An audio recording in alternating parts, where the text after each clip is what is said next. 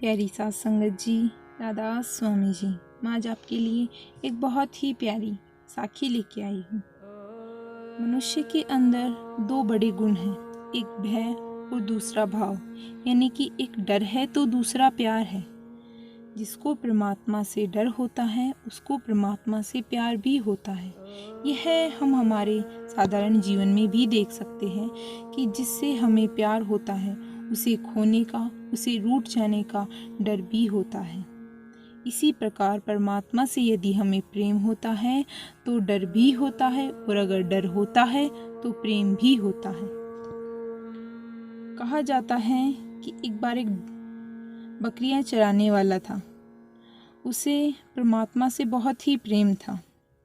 एक दिन वह बकरियां चराने वाला गडरिया मालिक के प्यार में आकर कहने लगा, हे परमात्मा, अगर तू मुझे मिल जाए तो मैं तुझे दूध पिलाऊंगा, मक्खन खिलाऊंगा, मेरी मेमनाओं के ऊन का कंबल बनाकर तुझे पहनाऊंगा। इस तरह वह बहुत कुछ कहता रहा। अभी उसकी बात खत्म ही हो रही थी कि इत्तेफाक से वहां पर एक फकीर आ गया। उस चरवाहे की बात उस फकीर को बहुत बुरी लगी। उसने उस गरीब चरवाहे से कहा, क्या बकवास कर रहे हो? यह सब मूर्खों की बातें हैं। तुमने बहुत बड़ा गुनाह किया है। चरवाहे ने हैरानी में आकर पूछा, क्या गुनाह है? क्यों हजरत? मेरी खुदा के आगे की हुई है साधारण सी बिनती एक गुनाह कैसे हो सकती है? फकीर ने कहा, जरा सोच, तू क्या कह रहा था? तूने सचमुच खुदा की निंदा करके बहुत बड़ा गुनाह किया है। उसने गडरिये से कहा कि परमात्मा न ही तो दूध पीता है, न मक्खन खाता है, और न ही कंबल ओढ़ता है। गडरिये ने पूछा, तो क्या मैंने गुनाह किया है? फकीर ने कहा, हाँ। फकीर तो अपनी बात कहकर वहां से चला गया। गडरिया पछतावा करने लगा और पछतावे में आकर वह रोया और कहने लगा, हे परमात्मा, मैंने गुनाह किया है, तू मुझे बख्श दे, तू मुझे माफ कर दे। रोते रोते उसका पर्दा खुल गया। परमात्मा ने उसे दर्शन दिए।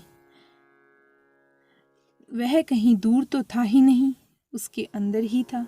परमात्मा ने कहा, तू घबरा मत, मैं तेरा मक्खन भी पीऊंगा, तेरा दूध भी पीऊंगा और तेरी कंबल भी ओढ़ूंगा। उधर फकीर से परमात्मा की नाराजगी जाहिर हुई।